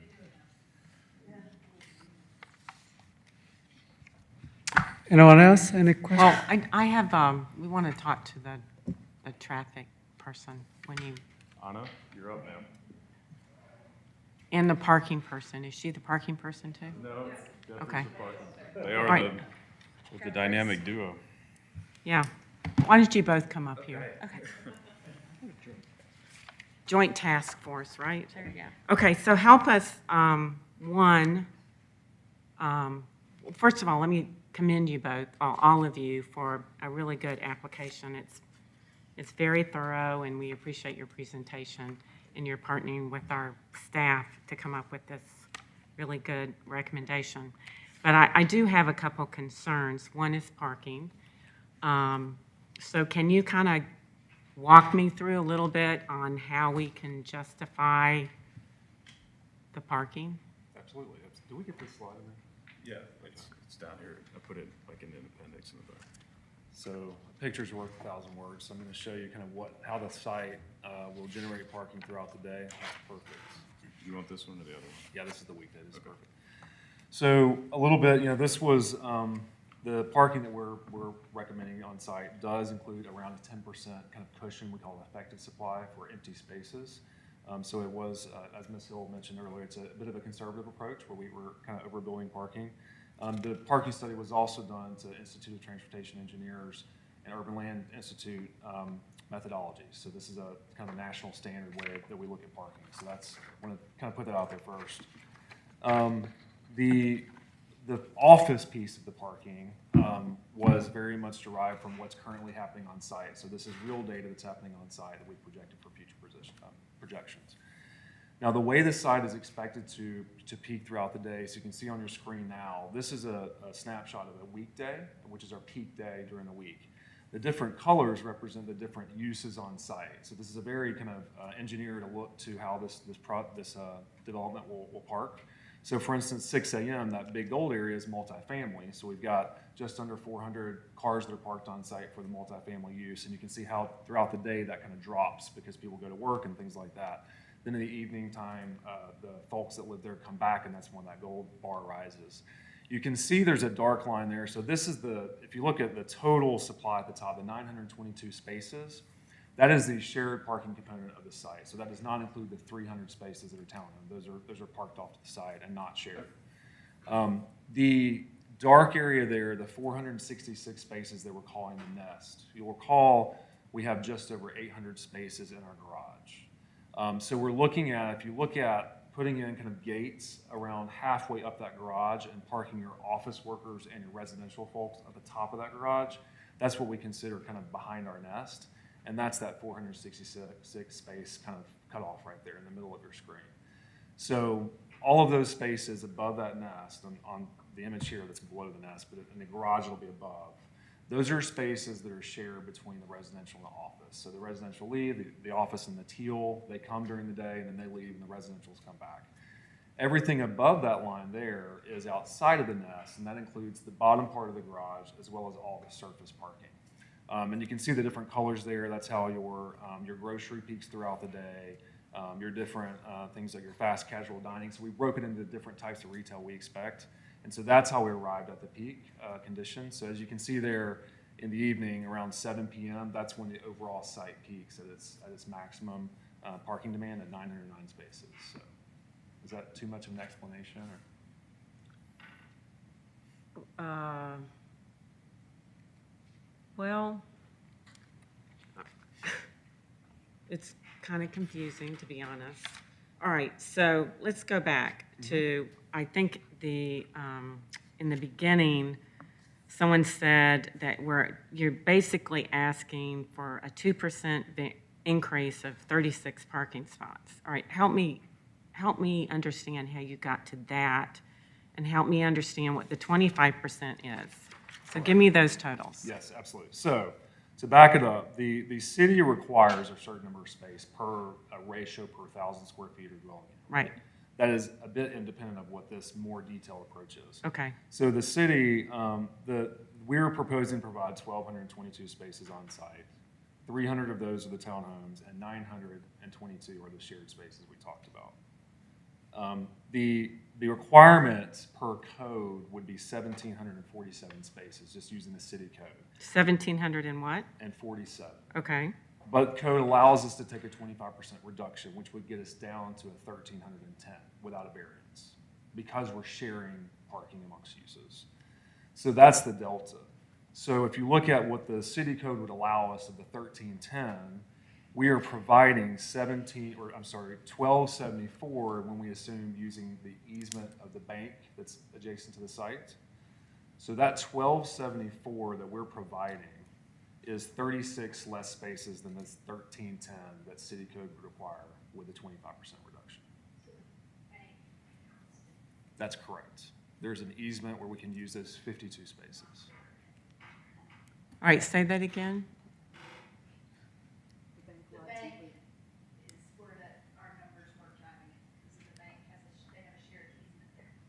Of 52 spaces. Of the 52 spaces. Right.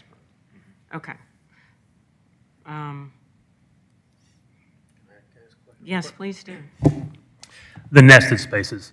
Help me out with the layout of this deck. Are the nested spaces on upper levels of the deck? Yeah. So how many levels of the deck? I'm sorry if I missed that. There's 6 levels of the deck. Okay. One's underground, One partial, yeah, kind of partially. partially underground. Actually, Jeffrey drew the line for the nest Understood. in an assumed location.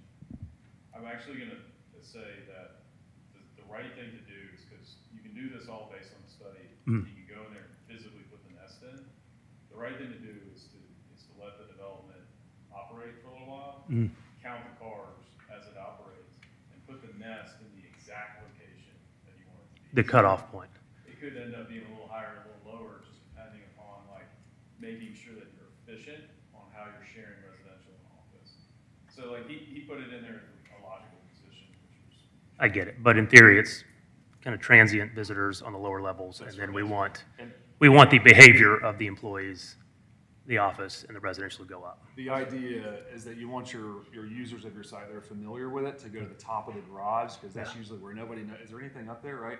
So that's where you want to push your office workers and residential folks, because they know that's parking. So when you push those people up, and all of your transient users, like your food and beverage, they'll park in everything below in certain slots. What if they don't want to? So we track the license plates. Okay, so you're going to have LPR, you're going to have, you're going to have a loop, and you're going to have citations. All the many games that get played in the parking deck, and as you can imagine, we have some pretty intense parking decks on some of the properties. So Yeah, well, then that could throw off all the numbers, because if these folks don't behave and they don't go up, now you're going to be woefully short in your anticipated transient vehicle area. So you'd have to have a significant enforcement methodology. typically what we do is like, depends on the methodology. Sometimes you install a system that scans the back of the cars. A lot of our decks have that system. I don't know if our intention is to do it here. I would like to do it here. It would make life a heck of a lot easier. Or you have somebody physically ropes the deck on a regular basis and they scan. And so if they find the license plates that aren't supposed to be there, then they get a notice. That assumes they've registered their vehicle and license plate like they're supposed to. That's true. Somebody can get away with that for a little while. So that is something that you will have to strictly monitor on an ongoing basis, or else kind of the math falls apart if you don't get the residents and the employees up there and make sure they have the correct number of vehicles. Sometimes they like to have extra vehicles and not just their one provided. So it's a significant operational undertaking.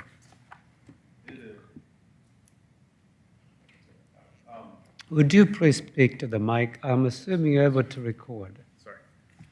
I agree that it's not work that we're not familiar with. Well, it can be done. It absolutely can be done, but there's an ongoing cost to it that obviously needs to be worked into your underwriting and your modeling. And if you don't undertake that practice, then, like I said, it's kind of thin on the margin. Well, obviously, you say there's conservative factors and extra spaces built in, but with a thin margin on space count for the shared usage, if you don't make sure the users are behaving, it could definitely throw a wrench in your peak demand.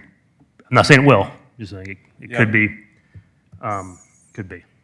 Something that has worked well in in-town parking decks is you end up with space limitations on 2 or 3 hour parking. And so you have somebody going around and they mark the chalk on the back of the wheel, and if you're there for more than that amount of time, you get towed. I mean, that's a way that you could manage that in the future as well. It's one of the ways that we do, yeah. It's, the cost, it's kind of a balance. It's like you're either going to incur costs building a whole bunch of parking spaces that are empty half of the day, which I think is, I mean, people can disagree on it. I don't think we should be building parking decks that are half empty, right? So pushing them together and taking a benefit of the different patterns that people have, it's a lot better efficiently for just the construction world. It's better efficiently for us financially, like, so we're not building 2 parking decks of empty. Understood. So we have to take on, because we're benefiting from that, Yeah. like we're not building 2 parking decks, we have to take on the additional operational expense Yeah. to make sure that it operates. And if we don't, it's not just going to be kind of a conundrum generally. It's going to be the retailers, the residents, and the office people lighting us up like nobody's business because we're not managing it correctly. And so that's not conducive for renting, leasing, or visiting. And so it is most certainly in our interest to make sure that we Agreed. do not allow the governance of the deck to rule over the site. Understood. No, I agree with what you're saying. Just it was something that occurred to me as if you put the nesting up, people don't like to cycle up. They're going to want to park as close as possible to wherever they're going. Can I just make sure. a point on that, is that while you're well intent on this. I mean, we currently have a lot of parking issues, in my opinion. I tried to park in the parking deck tonight, and I parked in a 3-hour limit, and I had a hard time finding one. And we have a lot of shared parking as well, because people don't like to park in the nest. So, I don't know. I'm concerned about the parking. Is one of the big issues with this application. So, anyway, anybody else have any comments? I want to ask a few more questions, and I want to commend on the detail of the parking study, by the way. For the office parking ratios, so I'm kind of looking at table 4 in your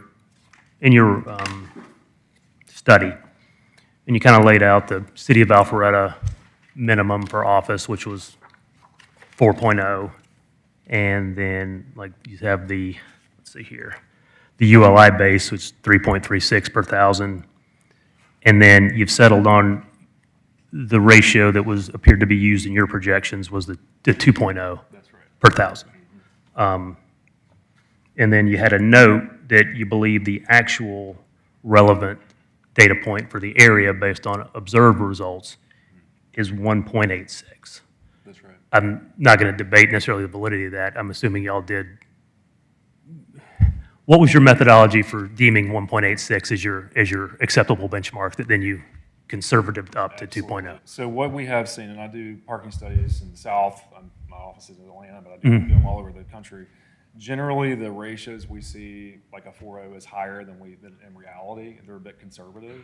And so typically what we do is when we can collect real data for a localized area, we'd rather do that and use that ratio and grow it with a little cushion. So we went out there to the site and observed parking at the existing office buildings and documented the peak demands, actually the demands throughout the day, found the peak demand, and then grew that to that 2.0. So we observed the 1.86, and we grew that to fully leased conditions. So that assumes fully leased conditions. So that was observable from this specific particular From this site. site, exactly, yes. And so we understand the future tenant mix is going to be very similar to the behavior of the current tenant. So that's kind of the bet, is utilizing the observable current conditions that you could extrapolate that to the future 130. Exactly. I don't know that I have grounds to debate the validity of the 1.86, but at 130,000 square feet, you know, the variance between a 4.0, a 3.0, a 2.0, that's a huge swing in gross space count need. So being right on with that 2.0 will also potentially impact this considerably from a space demand need. Just the difference between a 4.0 and a 2.0 is dramatic under these conditions. Again, not saying the 1.86 is wrong or the 2.0 is wrong. It's just worth noting. And as far as your modal adjustment assumptions, your non-captive ratio assumptions, were those based on ULI or was it? Do you have benchmarking from?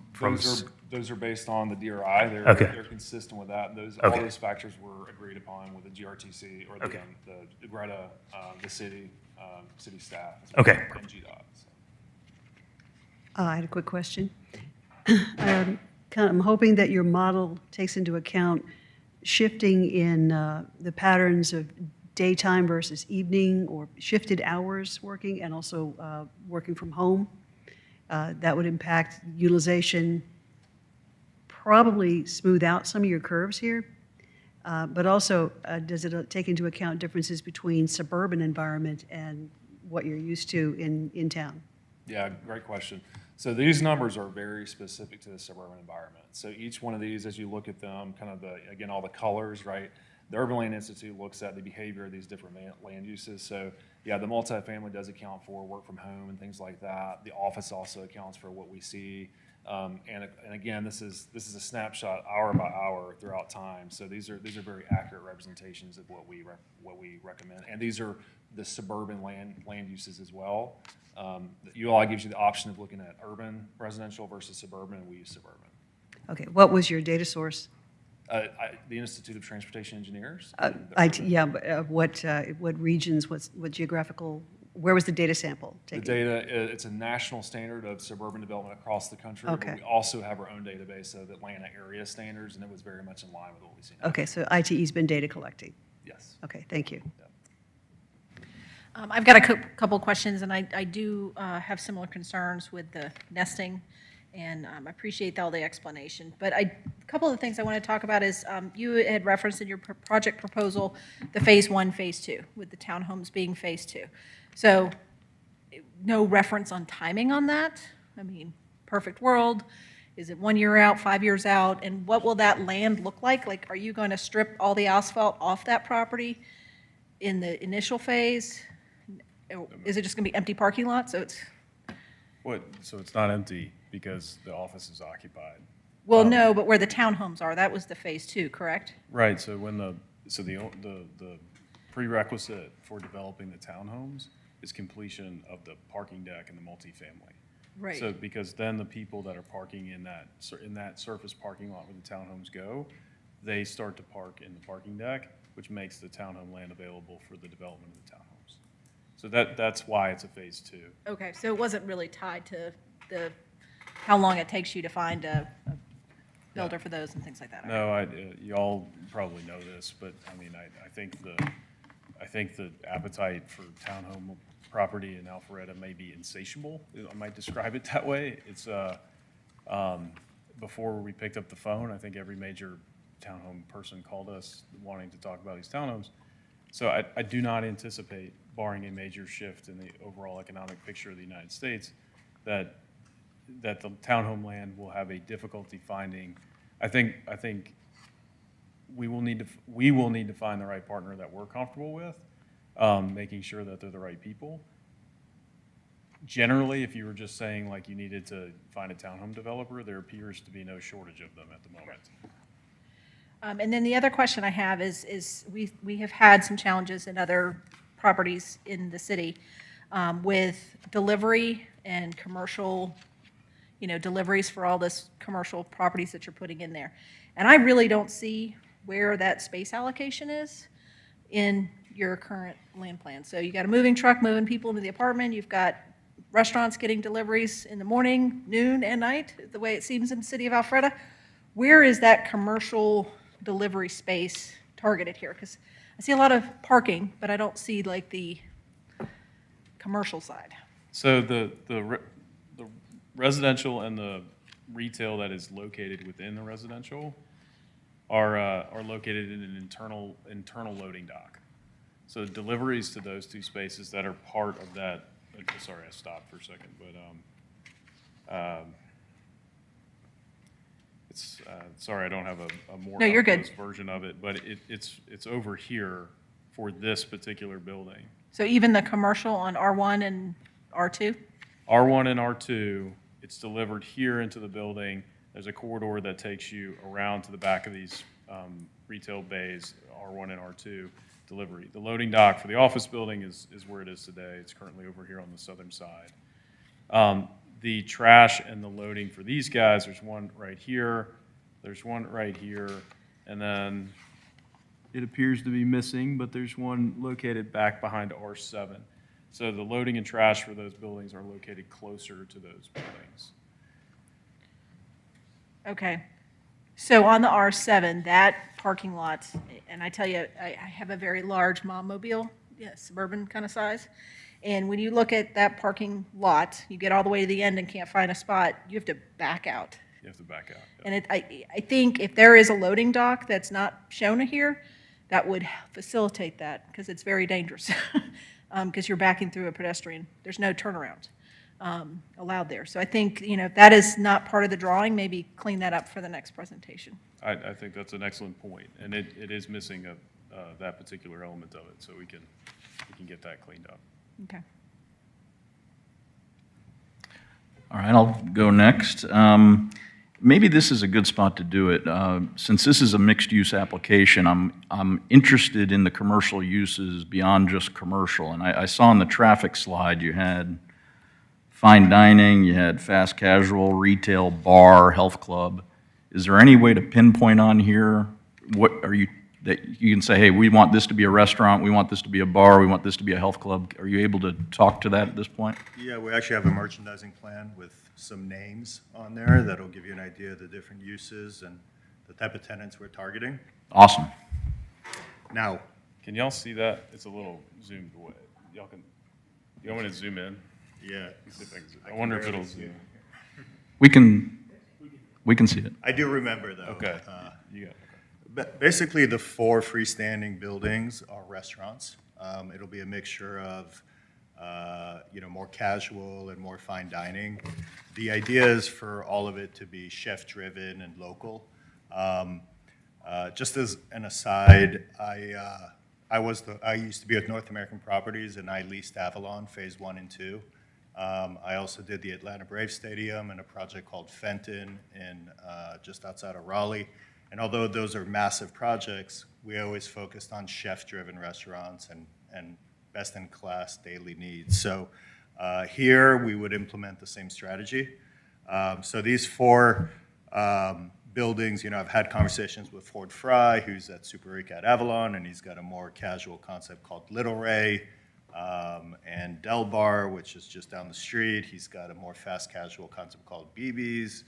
The market is right on the corner there. That's going to be about 5,000 square feet. I'd love to see an Alon's Bakery or The Daily, which is out of Charleston, but is opening up locations in Atlanta. And that'll be your prepared foods to go and sandwiches, soup, salads. In the office building, I'm thinking more of a sports bar type of a concept and not a Taco Mac or something that you see everywhere, but my friend Justin Amick owns the Painted Pin, Painted Duck concepts, and he has a sports bar called Painted Park in Inman Park. So I've had some conversations with him, and he's great at activating the green space next door and the amphitheater. So we want those 2 concepts that are on the sides of that green space to help us activate the amphitheater. And then really, the more of your daily needs and service uses are in the inline spaces as you come in. And when you see, in the traffic study where it says fitness, it's more of a 2,000 square foot Pilates studios that maybe has 10 reformer machines over there, or a yoga studio that's 3,000 square feet. It's not a massive fitness concept that's gonna gobble up a lot of parking. And so the market on the corner there, that would meet the requirements of the neighborhood grocery? Is that one and the same? That's the idea, yeah. Okay. No, that's great, thank you. That helps sell the vision, so I appreciate that. Sure. Another question I had, condition 3 relates to architecture style and renderings, and I'm not an architect, but I'm going to give some feedback before it's too late on the renderings. And when I printed it out, I know you had a few slides on renderings, but this one in particular, is that this? Yeah, that's the top, that's this one here. For me, and like I said, I'm not an architect, but I've sat through plenty of these hearings and I've observed them at City Council as well. This picture right here, and I wrote it down, seems like a long, flat rectangle without any breaks. And a fellow that used to sit up here, Fergal Brady, would say, it's not a good use of massing. Unlike the one that you showed, that you had your hand in down at the Beltline. That one had different heights. It had a terrace level that cut out a big chunk of the heaviness in the middle. And so, like I said, council has more to say about this and the DRB, of course, but what's your comment on that? Is that, typically at this point in the process, that can be modified or changed, but do you resonate with that feedback? I resonate with the feedback in general about the building as a whole. This particular facade was intended to be somewhat quieter. It is obscured almost entirely by the existing trees today. And so as a juxtaposition to kind of like the more industrial look with the protruding balconies that kind of are meant to kind of mimic a little warehousey feel and the steel exoskeleton at the end, this one was kind of intended to kind of fade back a little bit and be rhythmic. So that was the intent. But if it's not the desired outlook, we aren't stuck on any particular thing. We want to work with everybody to make sure that it's something that y'all are proud of approving and that it's something that you want in your community. And like I said, I'm not on council, I'm not on the DRB, but I guarantee you're going to hear about that. And I'll just share my feedback. So I can be on record in April of 2025 as sharing that. So, you know, that's my 2 cents. Thank you. Anyone else? Can I ask a traffic question? Yes. You know, she can came ask here, we any- need to ask her, talk to her. Hello, how are you? I'm doing well, thank you.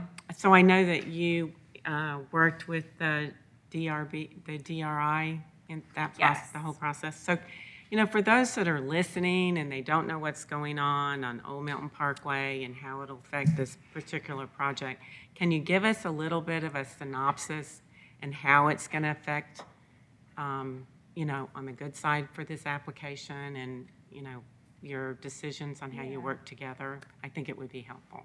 Okay, so I just want to make sure everybody in the room is aware, GDOT has a widening project for Old Milton Parkway. Right. That project is widening towards the center, so the median's very wide today, and they're widening towards the center, so they're not taking from the properties along the outside edge of the road.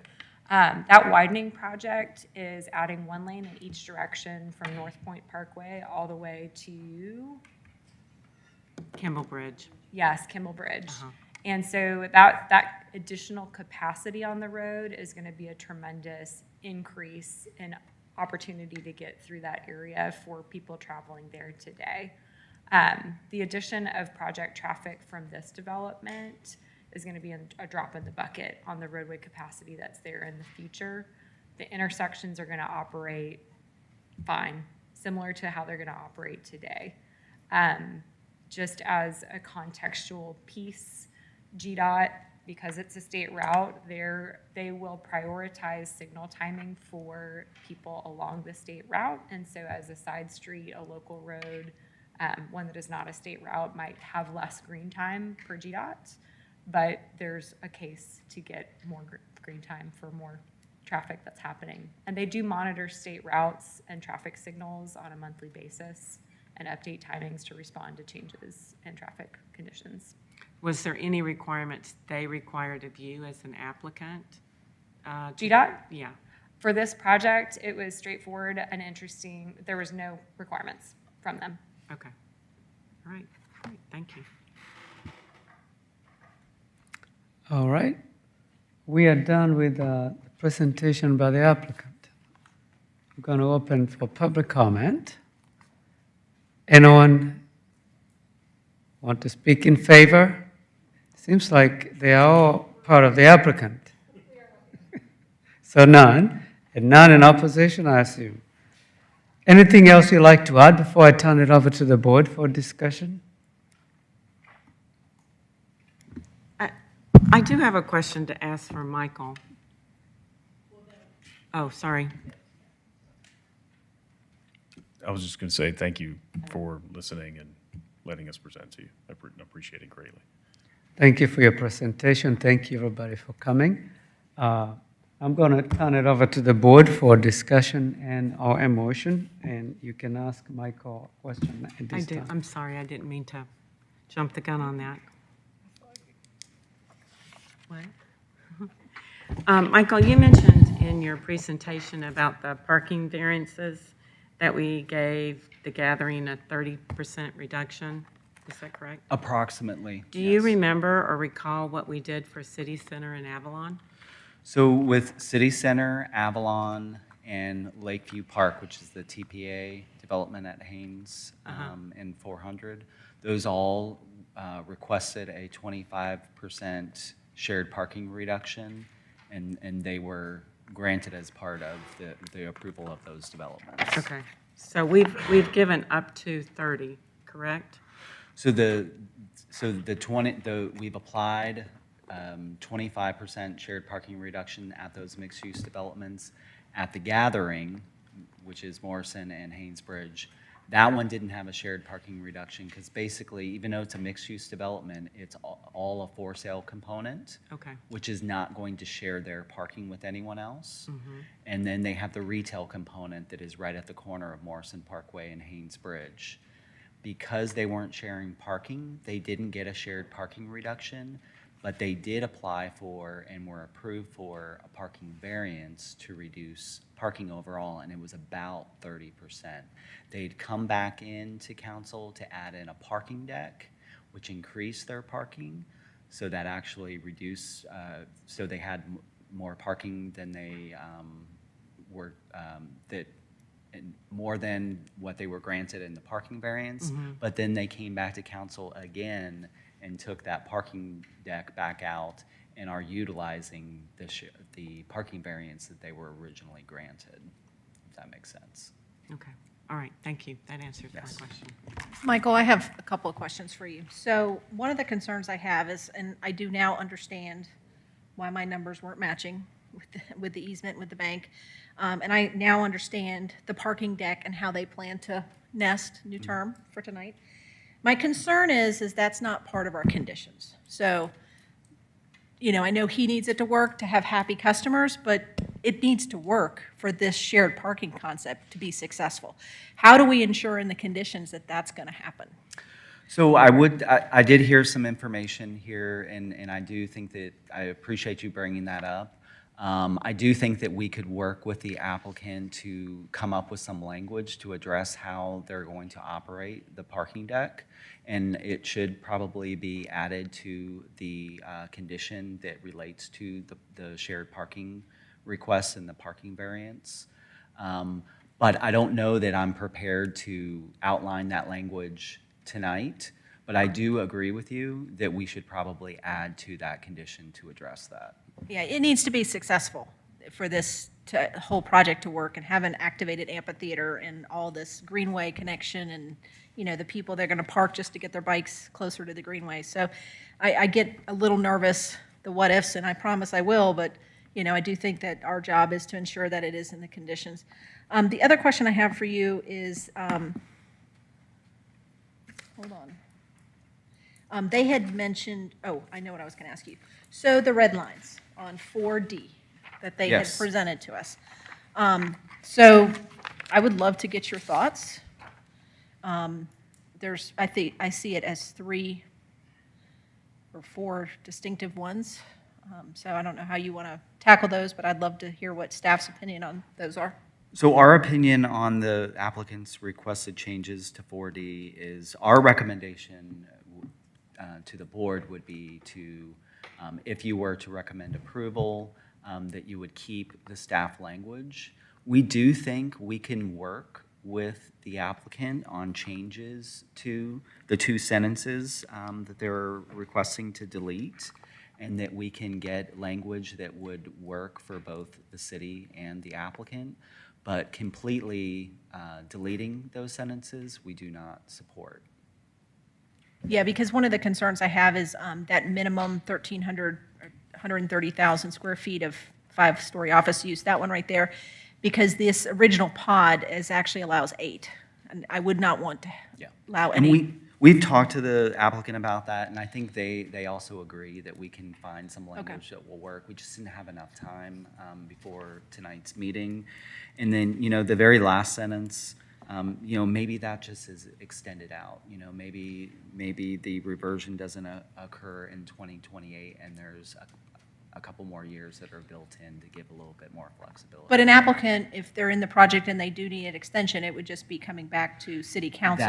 That is also a possible way So- to handle it. We've had other applicants that have come back to change the reversion date.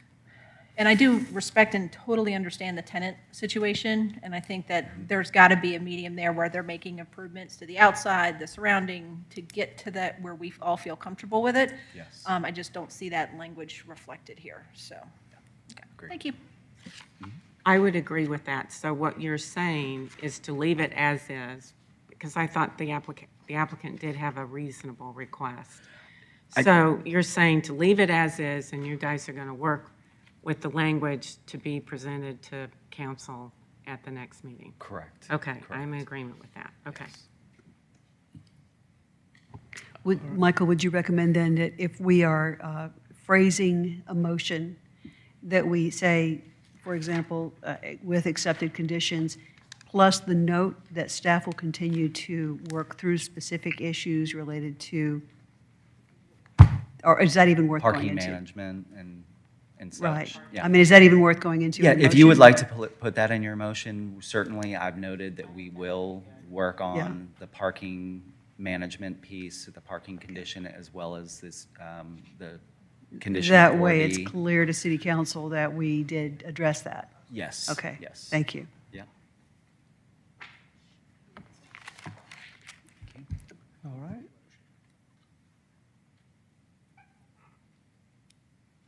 Well, I guess I'll speak briefly on the parking side of it. I mean, obviously, I can sense a nervousness from the board around the magnitude of the shared parking reduction, and I think we've been sensitive to projects seeing an increased request for these.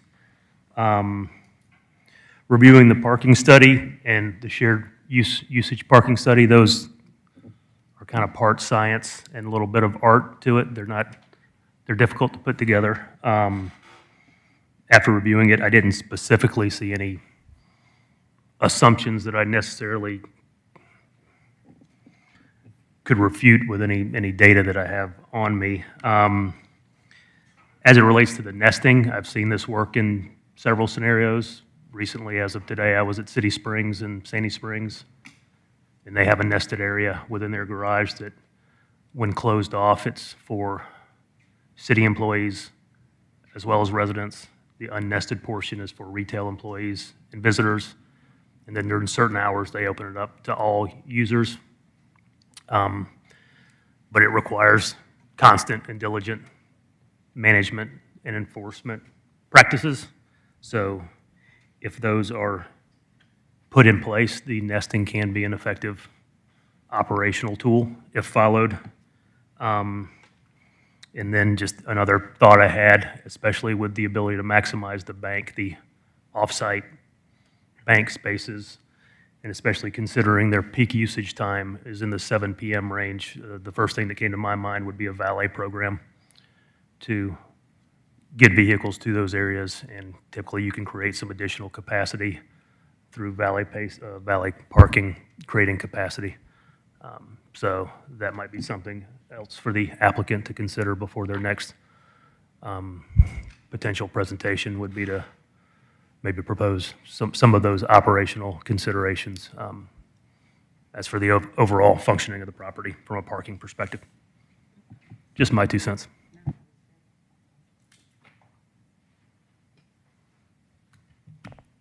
Anyone ready to make a motion? Yes, Mr. Chairman, I'd like to make a motion that we approve MP-25-03/CLUP-25-01/Z-25-03/V-25-02, Portman Brookside Master Plan Pod A, as per the conditions read by Mr. Woodman, and making note that per Mr. Woodman, staff will continue to work with the applicant on a condition related to parking management. Second. Motion has been made and properly seconded. Any further discussion? Hearing none, all in favor, please raise your right hand. Motion carries. Goes before council on the 28th. You can work those details with staff. So is there anything else for consideration by the board tonight? Meeting adjourned. Nice job, sir. All right.